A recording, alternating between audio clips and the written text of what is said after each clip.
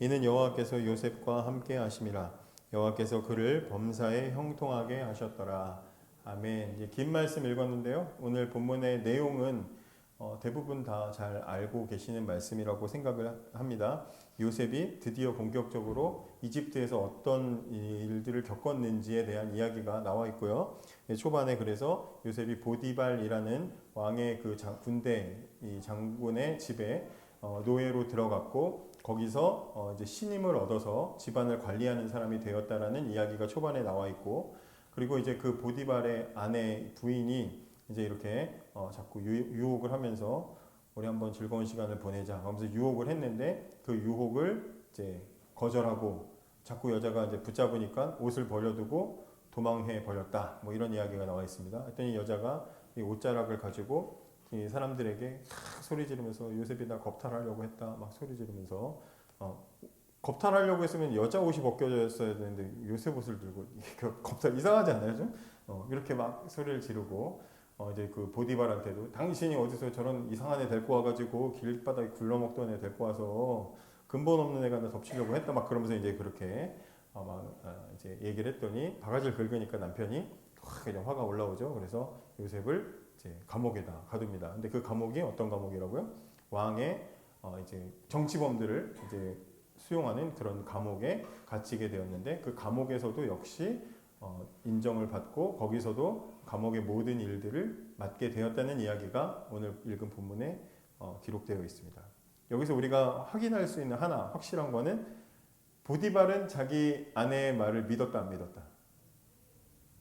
어떻게 생각하세요? 보디발은 자기 아내가 요새 당신이 데리고 온 저 근본 없는 놈이 날 겁탈하려고 했어 하는 말을 믿었다 안 믿었다? 믿었다고 생각하는 분. 영진이 한 명, 두 명. 예. 왜 안 믿었다고 생각해요? 예? 왜 안 믿었다고 생각하세요? 예? 만약에 보디발이 아내의 말을 믿었으면 요셉을 살려뒀을까요? 안 살려뒀겠죠. 그죠? 죽었죠. 근데 죽이지 않았습니다. 예. 요셉이 어떤 사람인지 알았기 때문에 그러지 않아요. 그렇다고 요셉은 그런 사람이 아니라고 해버리면 자기 부인과 자기의 명예가 떨어지기 때문에 아마 그렇게 처리한 것이 아닌가 그런 생각을 합리적으로 그렇게 해보게 됩니다. 어쨌든 여기까지는 우리의 추측이고요. 자, 요셉이 본격적으로 겪은 일들을 보는데 요셉이 노예 상인에게 잡혀갔을 때가 17살, 그리고 나중에 요셉이 이집트의 총리가 됐을 때가 30살이에요. 그러니까 13년 동안 요셉은 이집트에서 노예로 살았다는 거죠. 노예로 살고 죄수로 살고 이렇게 살았다는 것을 우리가 확인을 할 수 있습니다. 그러면 그 13년 동안에 과연 요셉에게는 어떤 일이 있었는가? 오늘 사실은 그걸 한마디로 요약하는 게 하나님이 요셉을 형통하게 하셨다라는 말씀이고요. 그 형통하게 한 그 내용이 뭐냐? 아까 찬양으로 했던 광야를 지나가는 길을 갔다는 이야기를 하려고 하는데 딱 맞게 인도자가 아주 기특합니다. 찬양을 해줘서 감사하고요. 지난번에 살펴봤던 요셉의 어린 시절은 우리가 확인했지만 요셉의 어린 시절은 굉장히 철없는 사람이었고요. 아버지 사랑을 독차지하면서 형들을 감독자로 형들의 잘못을 갖다가 일러 바치는 게 당연하다고 생각하는, 저 형들과 나는 달라, 나는 저 형들의 잘못을 지적할 거야 라고 생각했던 그런 사람이었습니다. 형들보다 자기가 위에 있다는 그 꿈과 자기가 가지고 있는 그런 생각들을 감추지 않고 막 드러내고 형들 보라고 막 하면서 그렇게 다른 사람들의 기분과 상황을 생각하지 않고 배려해 줄 모르는 그런 사람이었다는 것도 이야기했습니다. 오죽 너무나 얼마나 미운 짓을 했으면 형들이 요셉을 보기만 해도 어떻게 생각해요? 저거 죽여버리고 싶다 이렇게 생각이 들 정도로, 여러분들도 형제 자매 이렇게 그 관계들이 있잖아요. 이제 여기 혼자 있는 분들도 있지만 위아래로 이렇게 형제들이 있는 사람들도 있단 말이죠. 그럴 때 막 싸우고 막 그럴 때 특히 우리 자매들은 너 내 옷 입었어? 막 그러면서 막 싸우잖아요. 너 내 거 썼어? 막 그런 싸우잖아요. 근데 싸울 때 미울 정도지 저거 죽여버려야지 뭐 그렇게까지는 안 간단 말이죠. 혹시 모르지만 안 간단 말이죠. 근데 요셉은 어느 정도 얼마나 심했는지 형들이 보자마자 죽여버리겠다고 생각하고 나중에 양치로 형들이 있는 곳에 왔을 때 실제로 그렇게 행동을 하는 모습을 보게 됩니다. 자, 요셉을 형들이 죽이려고 했고 나중에 팔아버린 건 분명히 잘못이지만 우리가 앞에서 살펴본 건 뭐냐면 원인 제공을 요셉도 어느 정도는 했다. 그죠? 그러니까 10대 빵이 아니라 그래도 한 뭐 5대 5나 6대 4 정도의 그런 비율은 될 수 있을 거라고 우리는 본다 이 말이죠.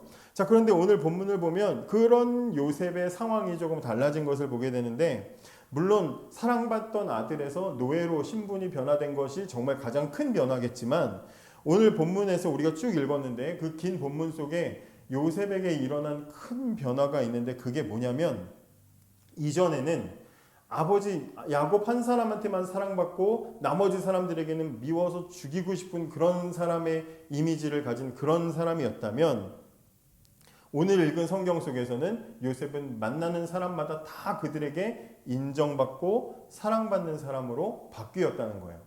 4절에서도 주인에게 은혜를 입어 섬김에 그가 요셉을 가정 총무로 삼고, 6절에도 주인이 그의 소유를 다 요셉의 손에 위탁하고, 또 22절에 가서도 감옥에 갔을 때도 간수장이 다 요셉의 손에 맡겼다. 인정받으니까, 사랑받으니까, 믿을만 하니까 그렇게 맡기는 거죠. 그 전에 아버지 집에 있을 때는 아버지가 그걸 맡겼지만 인정받지 못해서 형들이 싫어했던 거예요.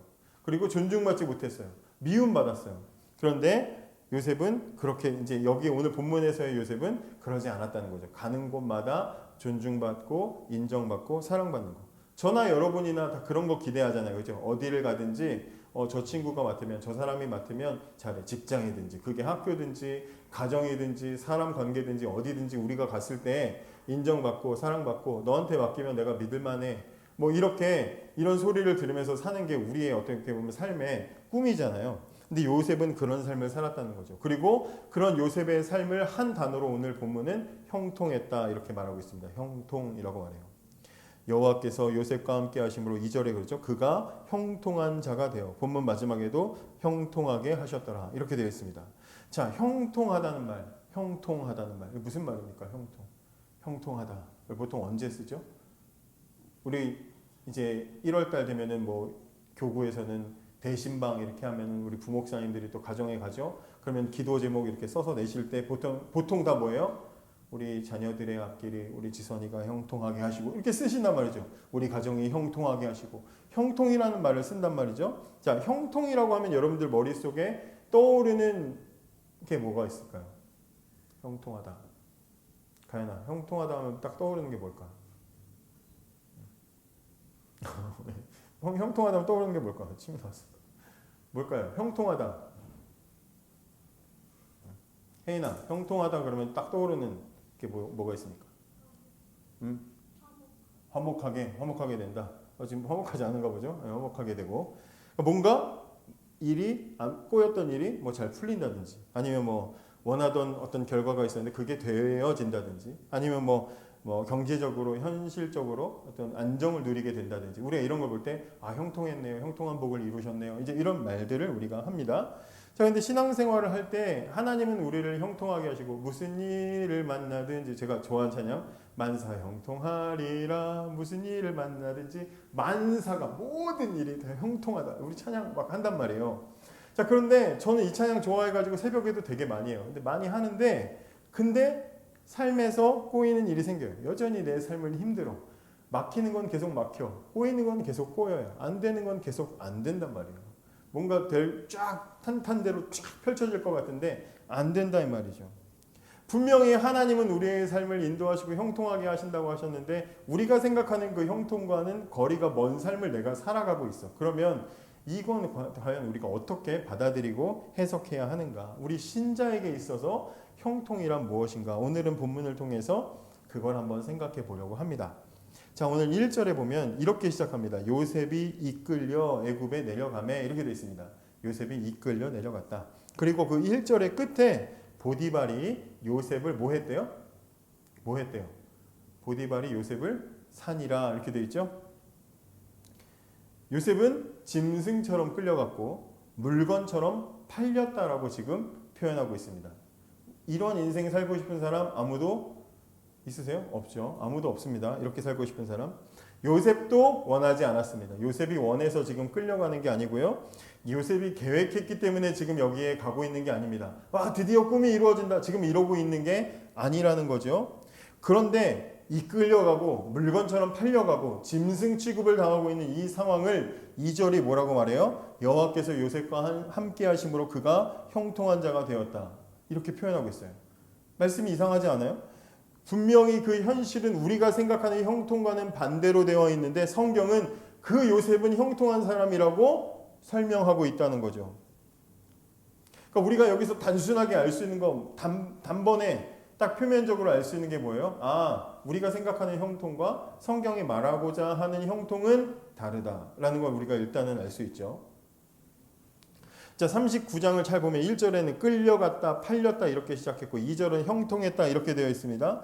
그런데 여러분 이 두 문장 사이에 끌려가고 팔려가고 원하지 않았는데 그런 상황이 생겼는데 그 모든 것을 하나님은 형통하다고 말하는 그 사이, 내가 원하지 않는데도 그냥 그렇게 되어지는 일들과 내 현실에 벌어지는 그 버거운 일들과 그리고 하나님 보실 때는 형통해 라고 하시는 그 하나님이 내리시는 그 정의 사이에 설명하지 않고 있지만 분명히 존재하는 하나의 과정이 있어요.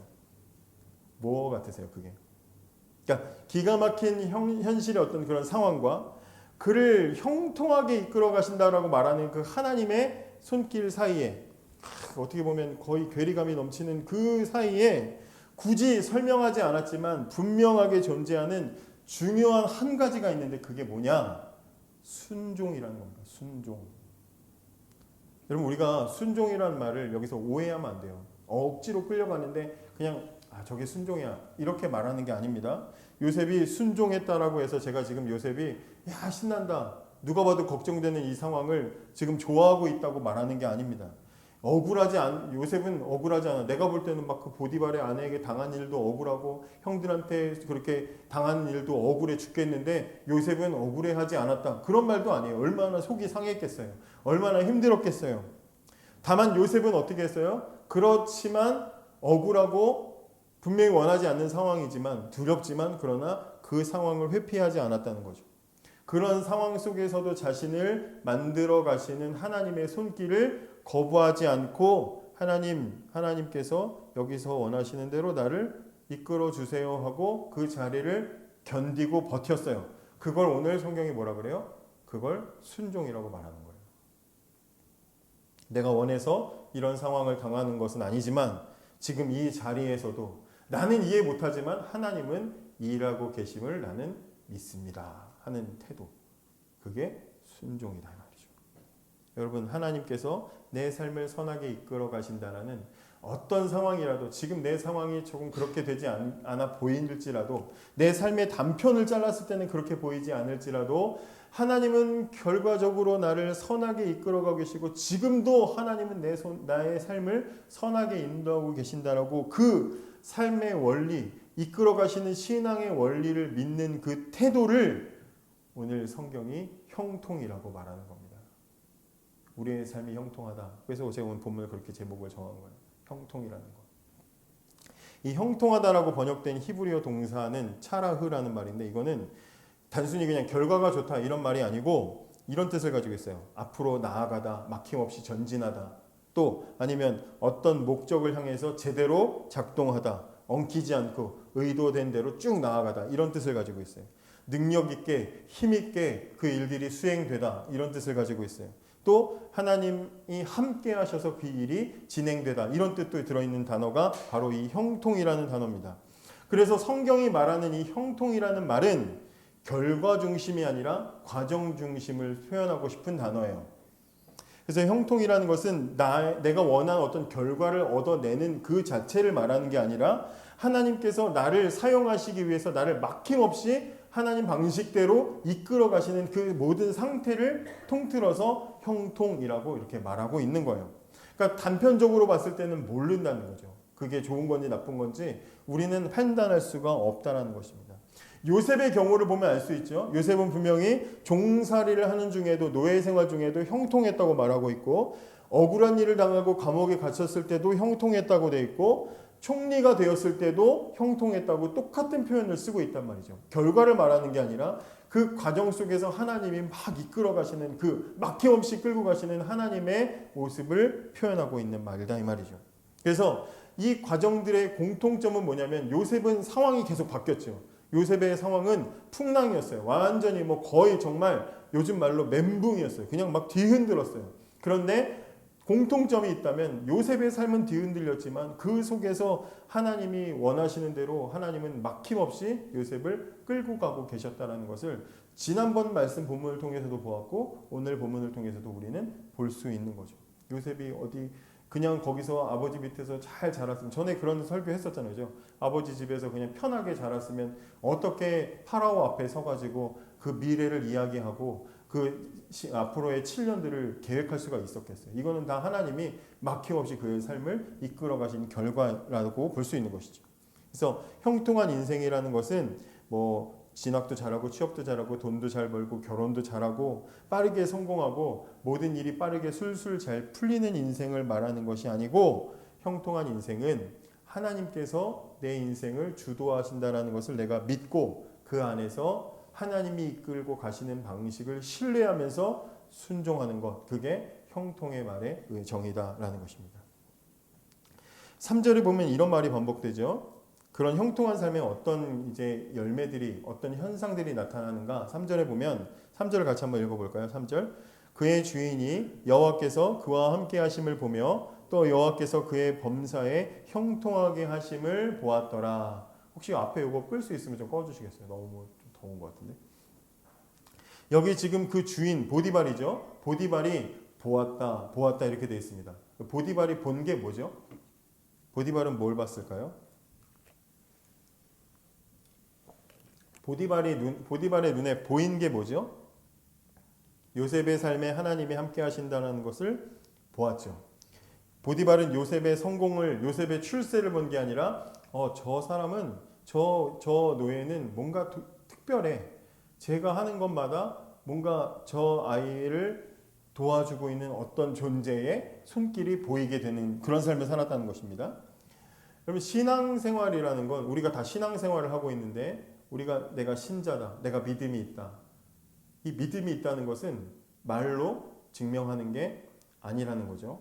믿음이 있다, 신앙생활을 한다. 이거는 종교란에 기독교 이렇게 쓴다고 해서 증명되는 것이 아니라, 믿음의 삶은, 진짜 신앙은 어디서 드러나요? 말이 아니라 요셉처럼 삶에서 드러난다라고 우리가 볼 수 있다는 거죠. 오늘 본문의 주인이 요셉의 삶에 하나님이 함께하고 계신다는 것을 보았다 이렇게 말하는데, 뭐 요셉이 뭐 설교를 했어요? 뭐 종 주제에 주인님, 제가 잠깐 드릴 말씀인데요. 성경책에 보시면 이렇게 하나님이 세상 복음을 전할 기회가 있었겠어요? 아무것도 없죠.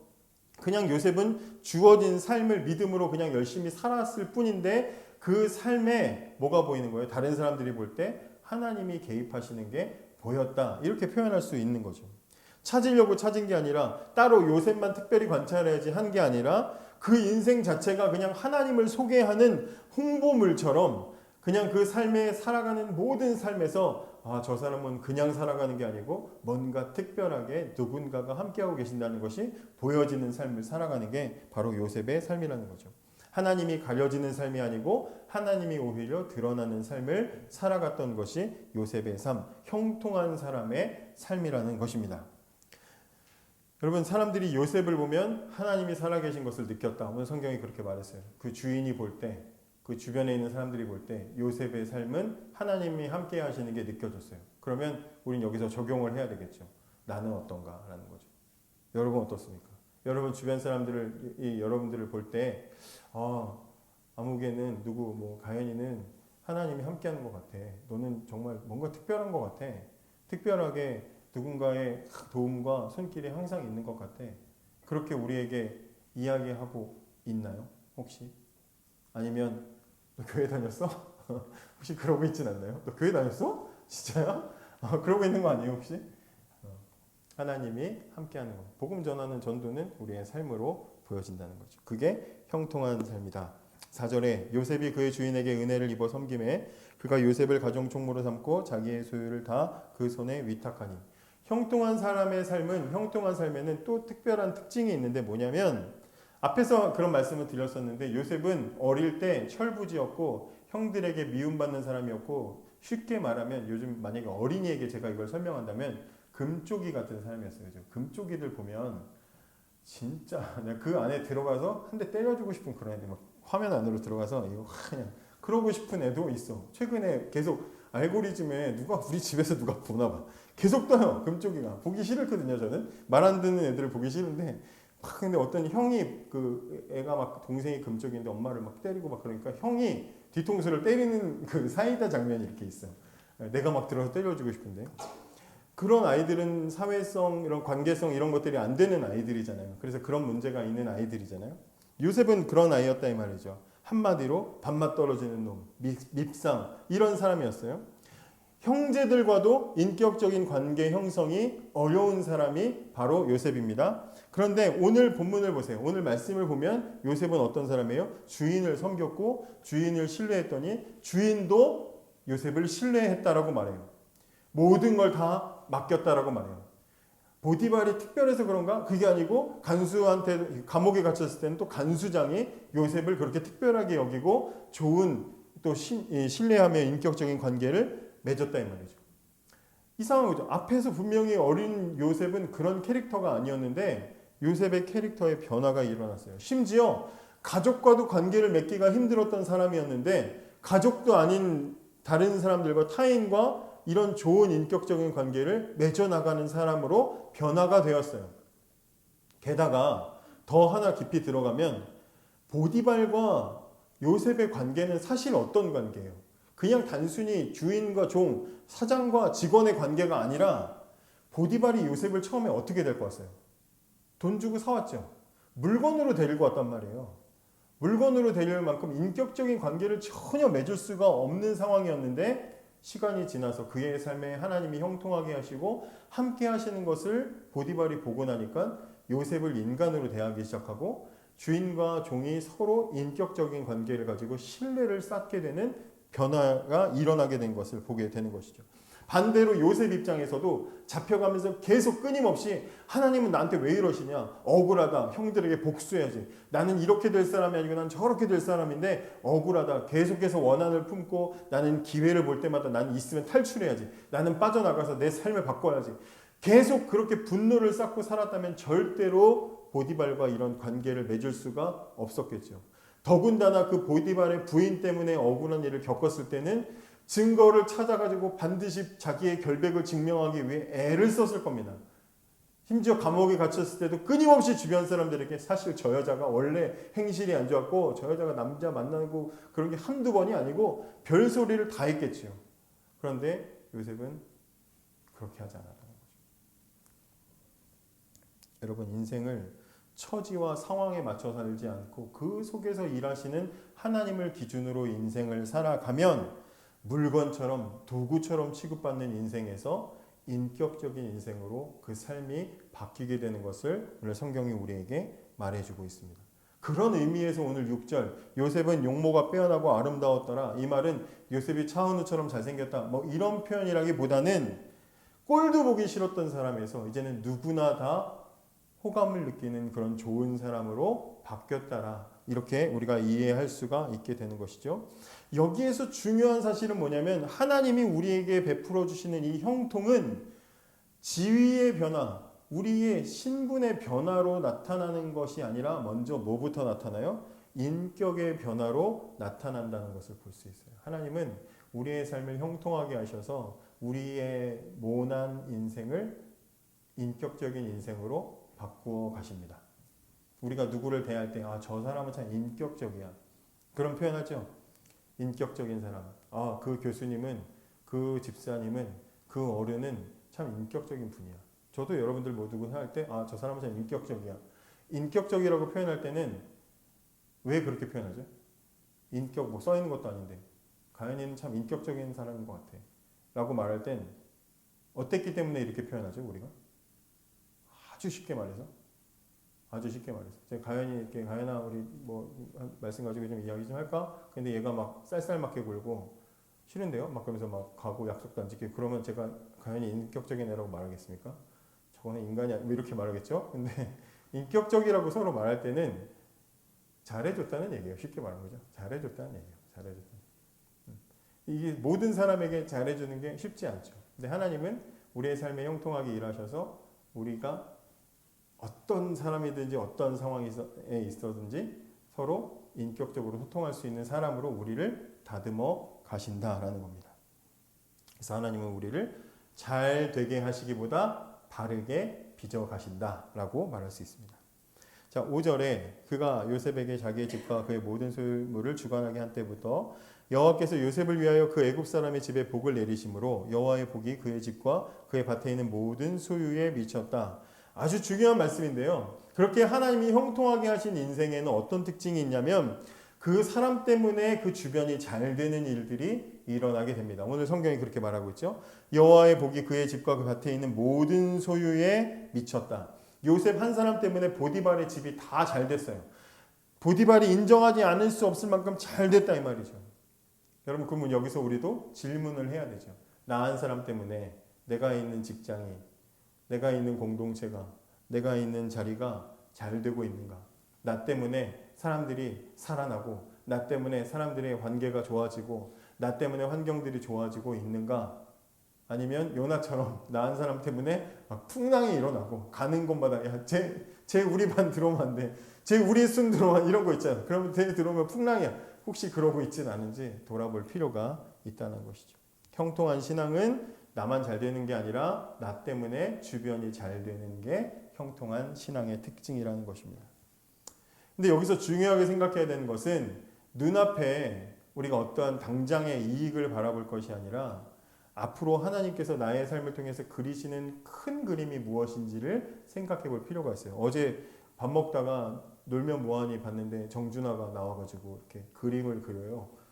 근데 뭐 큰 종이에다 그림을 그렸는데 뭐야 저거 뭐 닭인가 막 그랬거든요. 그 보는 사람들이 다 그리고 뒤집었더니 유재석 얼굴을 그리더라고요. 그래서 뭐 30년 지기 이제 막 그 관계라서 재석이 얼굴을 그렸어 막 하는데 막 보는 사람들이 막 울고 저도 밥 먹다가 눈물 핑 돌고 막 그랬는데 괜히 감동받았어.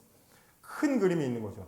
당장의 이익이 아니라 큰 그림을 보는 삶을 살아야 된다. 왜냐하면 무슨 얘기냐면 지금 오늘 5절을 보면 요셉 덕분에 보디발의 집이 잘 됐대요. 그럼 보디발의 집이 잘 되면 요셉에게는 뭐 콩고물이 떨어지나요? 뭐 이번에 이렇게 해서 수익을 냈으니까 수익의 10%를 너한테 계속 비트코인으로 적립해 줄게. 뭐 이런 거 아니잖아요. 아무것도 안 떨어져요. 종이고 노예인데 뭘 떨어져요. 사실은 남만 잘 되는 거지 당장의 요셉에게는 아무 이익이 없어요. 그냥 종일 뿐이죠. 아니면 뭐 자유를 주기를 하나 뭐 아무것도 주는 게 없다 이 말이죠. 그 속에서 혹시 우리가 약간 이렇게 꼬아서 생각하면 아씨 제주는 뭐 나만 부리고 막 그러면서 더럽고 치사해서 막 그러면서 속에서 이제 그렇게 우라가 치밀을 수 있다는 거죠. 성경에 우리가 이미 살펴본 사람 중에 이런 우라가 치밀었던 사람이 하나 있어. 누군지 아세요? 예? 누군지 아세요? 저 닮은 사람 야곱이 그랬어요. 삼촌 라반의 집에서 죽어라고 일을 하는데 라반의 집이 야곱 때문에 잘 됐어. 엄청 번영했어요. 모든 가족이 다 인정할 수밖에 없어. 야곱 때문에 잘 된 건 인정할 수밖에 없어. 근데 정작 야곱 자기 주머니에는 1원 한 푼 안 들어와. 그래서 나중에 하도 쌓이고 쌓여서 우라가 치밀어가지고 뭐라 그래요? 내 집은 언제 세우냐고 막 소리를 지른단 말이죠. 삼촌한테 소리 질렀지만 하나님 들으라고 막 그렇게 소리를 질렀습니다. 여러분들이 어느 곳에 있든지 여러분들이 있는 곳, 학교든지 회사든지 가정이든지 여러분들이 있는 공동체가 여러분 덕분에 잘 되고 여러분 덕분에 풍성해지고 여러분 덕분에 회복되는 그런 은혜가 있기를 원합니다. 그런 복이 있기를 원합니다. 아멘은 안 하시는데 그런 복이 있기를 바라요. 여러분 덕분에 그런 일들이 있길 바랍니다. 근데 그 속에서 내 덕에 분명히 잘 되는데 나한테 당장에 떨어지는 거 없다고 속상해하고 우라가 치밀어가지고 나는 하나님 어떡하냐고 그렇게 재촉하지 마시기 바라요. 왜냐하면 당장에는 이익이 없어도 하나님은 분명히 여러분을 위해서 쌓고 있기 때문이에요. 5절을 다시 보면 그렇죠. 잘 되는데 그 이유가 뭐냐면 여호와께서 요셉을 위하여 그 집에 복을 내렸다라고 말하고 있어요. 분명히 나는 주머니에 한 푼도 안 들어오고 분명히 보디발 집에 재산이 쌓이는 것이지만 이 모든 것은 다 하나님이 요셉을 위해서 하시는 일이라고 성경이 분명하게 명시하고 있어요. 이 복은 요셉을 위해서 내리는 복이에요. 그러니까 당장에 나한테 어떤 이익이 없다고 해서 배 아파하고 우라가 치밀지 말라 이 말이에요. 속상해하지 마시란 말이죠. 분명히 이걸 통해서 하나님은 우리를 유익하게 만드실 것을 믿으시기 바랍니다. 뭐요? 인격을 만들고 성품을 완성하고 우리의 삶을 완성시키는 방향으로 나아가고 있다는 것이죠. 자, 이렇게 형통할 때 어떤 일이 있습니까? 7절에 그 후에 그의 주인의 아내가 요셉에게 눈짓하다가 동침하기를 처하니, 이제 여기 분명히 형통하고 좋은 상황들이 됐는데 이 상황이 지속됐으면 좋겠는데 그 후에 하면서 문제가 생기죠. 유혹이라는 건 삶이 망가지고 몸이 약해지고 정신력이 약해질 때만 찾아오는 게 아니라 올바르게 굳건하게 세워져 있을 때도 찾아온다고 말하고 있죠. 보디발의 아내가 어떻게 했어요? 7절에 눈짓을 했고, 눈짓을 어떻게 하는 거지? 뭐 계속 이렇게 지나가다가 마주치면 이렇게 윙크를 하는 건가? 눈짓을 했고요. 10절에는 어떻게 해요? 이제 아주 노골적으로 날마다 청했다라고 했어요. 제발 나랑 한 번만 놀러가, 나랑 한 번만 치지실로 가. 그럼 계속 청했다는 거죠. 뭘 할 수 있어요? 유혹은 끈질기다는 거예요. 유혹은 끈질깁니다. 여러분, 유혹은 무섭습니다. 끈질깁니다. 한 번 유혹을 내가 막았다고 해서, 방어했다고 해서 방심하면 안 되는 거죠. 끈질기게 우리 넘어질 때까지 찾아오죠. 게다가 유혹은 점점 강도가 거세집니다. 그래서 처음에 눈짓하다가, 그 다음에 뭐예요? 동침하자 말로 하다가, 12절에 보면 어떻게 해요? 옷을 잡고 매달려요. 더 적극적으로 무너지도록 끌고 갑니다. 우리가 살아가면서 크고 작은 유혹들에 넘어져 본 경험들이 있잖아요. 그럼 보면 우리를 가만히 내버려 두지 않아요. 우리 약점을 너무나 잘 알아. 그죠? 자, 이 문제를 요셉이 어떻게 극복합니까? 9절에 이 집에는 나보다 큰 이가 없으며 주인이 아무것도 내게 금하지 아니하였어도 금한 것은 당신뿐이니 당신은 그의 아내임이라. 그리고 그 뒤에 한번 읽어보세요. 그런즉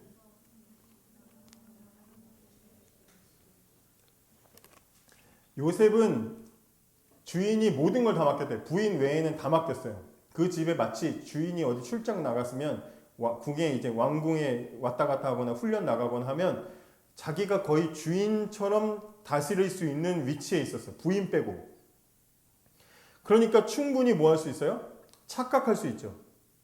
우리 왜 뭐 저는 가보진 않았지만 명품 매장 가면은 그 매장 직원들이 좀 이렇게 허름하게 온 손님들 뭐 그런 뉴스 가끔 보잖아요, 그죠?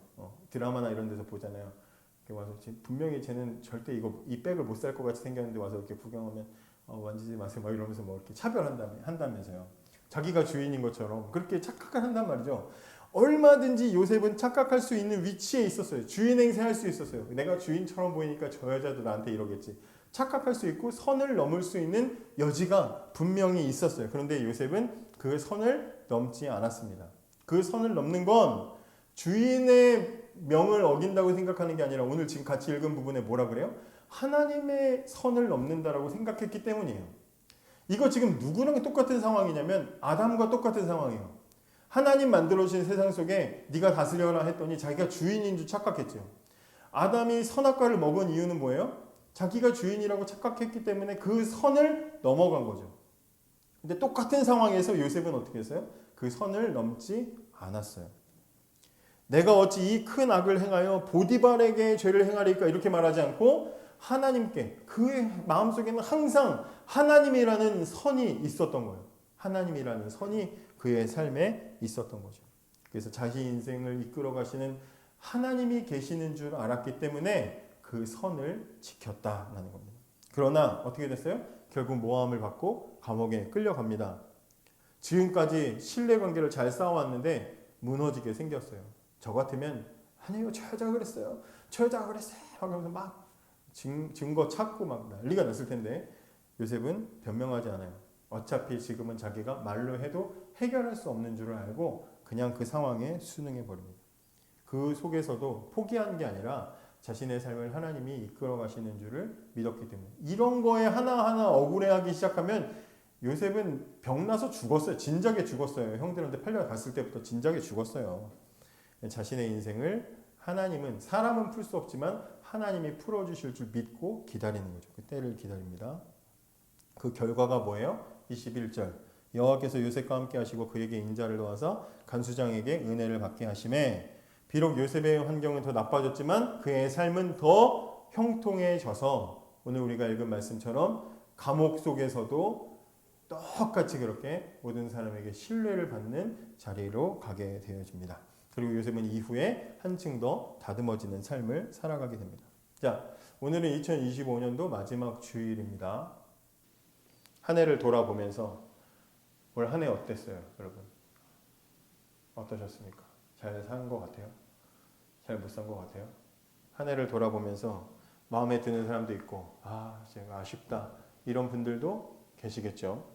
기대했던 게 있는데 기대했던 대로 삶이 나아가지 못해서 속상할 수도 있고요. 또 기도했는데 달라지는 게 없어서 아픈 분들도 분명히 있을 겁니다. 그러다 보니까 점점 어떤 생각이 들어요? 내년도 별로 기대가 안 된다라고 그렇게 마음에 뭔가 이렇게 좀 불안함들이 있을 수 있습니다.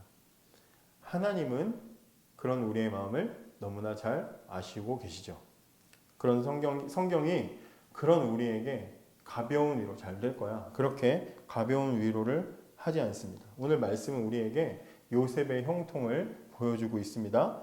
요셉의 인생은요, 절대로 순식간에 풀리지 않았습니다. 무려 13년 동안이나 하나님은 그의 삶을 밑바닥에서 뺑뺑이를 돌리셨어요. 다 한 1년 1년 살아갈 때마다 앞이 보이지 않는 삶을 살았습니다. 심지어 이제 다음번에도 기회가 되면 살펴보겠지만 뭔가 빛이 비칠 것 같았는데 또 거기서 2년 동안이나 사람들에게 잊혀지는 그런 아주 기다림의 시간을 끊임없이 보내게 되는 것을 우리는 보게 됩니다.